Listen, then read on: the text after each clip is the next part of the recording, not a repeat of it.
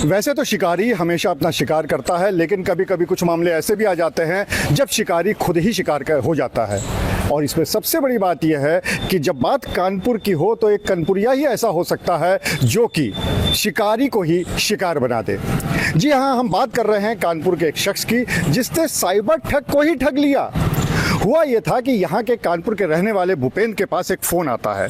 उस फ़ोन में बाकायदा एक व्यक्ति दिखाई पड़ता है जिसने कि पुलिस की वर्दी पहनी हुई है और वो ये कहता है कि मैं सीबीआई से बोल रहा हूँ। उसके बाद वो इस बात को लेकर डराता है कि तुम्हारी कुछ न्यूड फोटोग्राफ्स और वीडियोस हमारे पास हैं और एक लड़की ने तुम्हारी शिकायत कराई है, इसलिए इसमें एफआईआर दर्ज हो गई है और अब तुमको पुलिस गिरफ्तार करने आ रही है।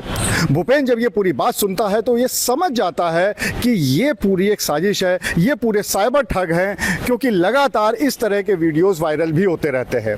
लेकिन वो इन ठग को ही ठगने की सोचता है और उसके बाद वो ठग से कहता है कि मैं तो एक छात्र हूँ, छोटा सा 10th क्लास का छात्र हूँ और मेरे घर पे मत भेजिएगा पुलिस, क्योंकि मेरे मम्मी पापा मुझे बहुत मारेंगे। इसके बाद ठग को विश्वास हो जाता है कि वाकई में ये कोई एक छोटा लड़का है और जो कि उसकी बातों में फंस गया है। उसके बाद भूपेंद्र कहता है कि मेरे पास पैसे तो नहीं है, लेकिन हाँ, मेरी माँ की एक चेन है 1,20,000 रुपए की, उसको 40,000 रुपए में एक सुनार के पास गिरवी रखा है और उसको छुड़ाने के लिए कुछ पैसे चाहिए हैं जो कि मेरे पास नहीं है। ये बात सुनकर जो साइबर ठग होता है वो लालच में आ जाता है। उसको लगता है कि अगर थोड़े से पैसे देकर 1,00,000 रुपए मिल सकते हैं तो इसमें बुराई क्या है। तो वो खुद भूपेंद्र से कहता है कि तुम एक काम करो, तुम मुझसे ही ये पैसे ले लो। और उसके बाद भूपेंद्र धीरे धीरे करके और मांग करता जाता है और तकरीबन 9,000 रुपये ठग से ही ऐंठ लेता है। सबसे पहले तो हम आपको ये दिखाते हैं कि जब ये पूरा मामला चल रहा था, जब खुद ठग ने ही ठगी का शिकार होकर भूपेंद्र को पैसे दे दिए, तो उसके बाद उसने फ़ोन करके क्या कहा।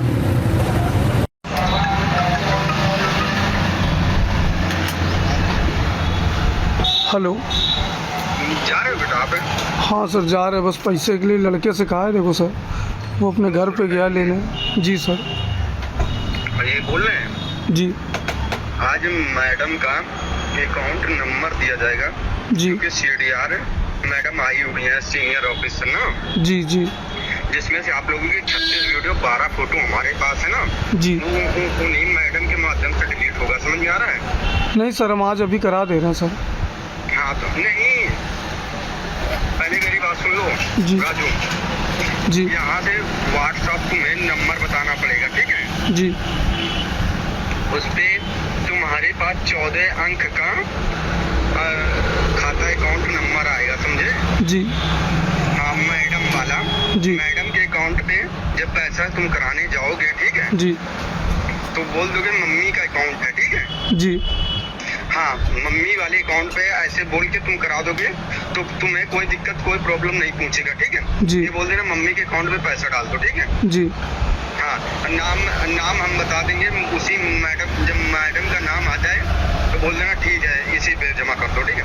जी। जब जमा कर दे बेटा तो उसकी फोटो ले लेना, ठीक है? जी जी हाँ, देखिए बेटा, इतनी मदद तुम्हारे घर फैमिली की कोई न करता जितना पैसा मैंने लगा दिया अपनी तरफ से। जी सर, आपने मदद काफ़ी करी सर मेरी। मैंने तुम्हारे ऊपर 7,000 रुपये लगा दिया है। हम सर उसका आगे बढ़ा के सर हम आपको अभी कर रहे हैं सर तुरंत। और देखिए बेटा, सुनिए, जी पैसे वाली अपनी जगह बात है। जब वहाँ से तुम पैसा दोगे, जी पहले मेरी बात ध्यान से समझ लेना, ठीक है? जब पैसा तुम वहाँ से यहाँ से वहाँ ट्रांसफर करोगे, बेचोगे, 82,000 की बिकेगी। पहले बात समझ लीजिएगा बेटा। जी। मैं तुम्हारा यही है ना सोचना कि मैं तुम्हारा पैसा खा जाऊंगा, समझ में आ रहा है? नहीं। तुम्हारे पास है ना, तुम्हारे पास है पैसा। नहीं सर, हम आपको पैसा दे देंगे। आपने सर इतनी हेल्प मेरी करी है सर। पहले मेरी बात सुनिए राजू। जी सर। हेलो, जी जी हेलो। ये बोल रहे हैं राजू। जी जब जाओगे सीडीआर मैडम के पास, जी तुम वहाँ से तुम्हारे पास पैसे ज्यादा होंगे, इस वजह से तुम पैसा कितना लगाओगे वो मैं बता दूंगा कि इतना पैसा लगा दो, फिर तुम्हारा पैसा जितना बढ़ जाएगा मैं रिटर्न वापसी करवा दूंगा, ठीक है? ठीक है। इतनी रकम लेके घूमोगे तो कोई देखेगा तो यही बोलेगा, तुम्हारे गांव का कोई बंदा देख लेता है तो तुम्हारे घर भी बता देगा कि नहीं बता देगा? हाँ सर, बता तो देगा। बता देगा हाँ सर। अब मान लो तुम्हारे पीछे कोई तुम्हारे गांव का कोई लग जाता है बेटा, वो पैसा वैसा देख लीजिए, अभी दुकानदार तुम्हारी चैन नहीं दे रहा है, तो इसी वजह से मैं बताऊंगा मैडम के लिए जितना पैसा लगाना है उतना पैसा लगा देना, जितना बढ़ेगा मैं तुम्हारा पैसा रिटर्न वापसी कराऊंगा, ठीक है। हाँ सर, फिर हम आपसे जो खर्चे होते होंगे हम लेते रहेंगे। हम तो सोच रहे थे कि दोस्त के पास रख देंगे। मैं बताऊंगा मैडम के पास कितने पैसे लगाना है, ठीक है। ठीक है सर। हाँ, और तुम मेरा नंबर पर्सनली अपने पास रखे हुए, ठीक है। जी सर जी। हाँ, कोई दिक्कत कोई परेशानी आती है, कोई तुम्हें मारने धमकाने की करता है, तुम्हारे पास कॉल करो, तुम्हारे पास तुरंत पूछकर मैं लड़के को अरेंज करवा दूंगा, ठीक है। जी सर जी। हाँ, जाओ बेटा, फटाक से जाओ, समझ लो बहुत समय हो गया है और बेटा 2 बजे दुकानें बंद हो जाती हैं, फटाक से जाओ। जी सर जी। वहाँ से सामान लेकर फटाक से पैसा लेने के बाद जहाँ तुम टाइपिंग कराने गए तो वहाँ पैसा ट्रांसफर कर देता है ना। हाँ सर, कर देगा वो। हाँ, तो अकाउंट नंबर व्हाट्सएप बता देना, व्हाट्सएप पे उसी नंबर पे व्हाट्सएप में बता दूंगा, ठीक है। जी सर। हाँ, फटाक से जाओ बेटा, अब समझ लो बहुत टाइम हो रहा है। सर हम जा रहे हैं, तुरंत जा रहे हैं सर। पैसे की व्यवस्था हो गई? सर कहा है, दोस्त गया है सर अपने घर पे लेने, किताब के बहाने लेने गया है सर 200 रुपये। अच्छा, और 3000 रुपये निकाल लिया? सर वो भी निकाल ले रहे हैं तुरंत जाके सर अभी। हाँ, अब बेटा देख लो, हम फटाक से मैडम के पास से पैसा ले जाके तुम्हारे पास मैंने लगवाया है। नहीं सर, हम तुरंत कर रहे हैं सर। अगर मान लो जिस प्रकार से मैंने तुम्हें 7000 रुपये दिया है बेटा, हम लोगों का घर परिवार है, मेरे बीवी बच्चे हैं बेटा, त्योहार आ गया है, मैं भी समझ सकता हूँ मेरी वाइफ क्या बोलेगी। हाँ सही है सर। अगर मेरे लड़के बच्चे पढ़ाई लिखाई कर रहे हैं मैडम, मेरे 3000 रुपये मेरे पास लास्ट बचे थे, मेरी वाइफ नहीं दे रही थी, अभी 2 झापड़ लगा के पैसा तुम्हारे पास लगा के आया क्योंकि तुम्हारा जीवन करियर खराब हो रहा था। अरे नहीं सर, आपने मेरी बहुत हेल्प करी है सर। जाइए बेटा, फटाक से जाइए जी। मैं व्हाट्सएप नंबर बता देना जिसपे वो चेक करते हैं। जी सर। हाँ, तो यहाँ से मैं मैडम का 14 अंक का नंबर बता दूंगा, उसी नंबर पे जब नाम लिख के आएगा शकुंतला, क्या जी। नाम लिख के आएगा बेटा? शकुंतला। हाँ, शकुंतला लिख के जब कहेगा शकुंतला तुम्हारी मम्मी है तो बोल देना हाँ, जी। ठीक है। जी सर। हाँ, जाइए बेटा। ठीक है सर।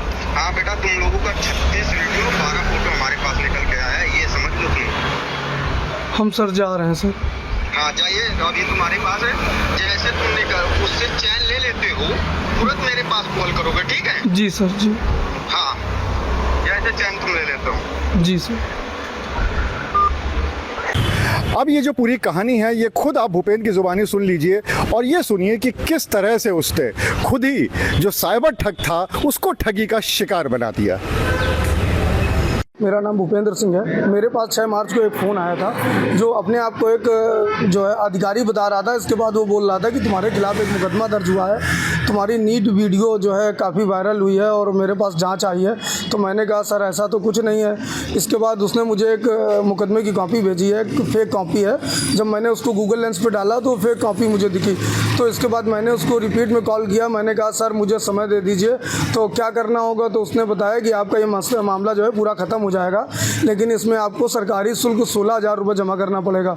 तो मैं समझ तो गया था कि ये साइबर ठग और मेरे साथ गलत करने का प्रयास कर रहे हैं, एक तरीके से ठगी करने का शिकार मैं बन जाऊंगा।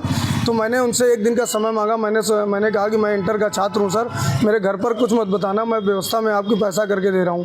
अगले दिन 7 मार्च को मेरे पास फ़ोन आया, बोला क्या हुआ। मैंने कहा सर मेरे पास पैसे की व्यवस्था नहीं हो पाई है, लेकिन सर मैंने एक चैन अपने घर से चोरी की हुई थी, तो सर मैंने अपने 15 दिन पहले दोस्त के पापा के पास गिरवी रखी है 3000 रुपये। सर अगर मुझे आप दे दीजिए तो सर आपकी बहुत मेहरबानी होगी और सर मैं चैन उठाकर उसको बेच के मैं सर आपको 20,000 रुपये डाल दूंगा।